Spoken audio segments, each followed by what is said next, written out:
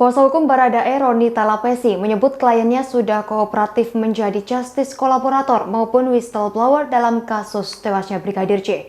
Roni Talapesi berharap Baradae mendapat keringanan hukuman dalam kasus tersebut. Permintaan tersebut seusai Baradae telah kooperatif selama proses kasus Brigadir J.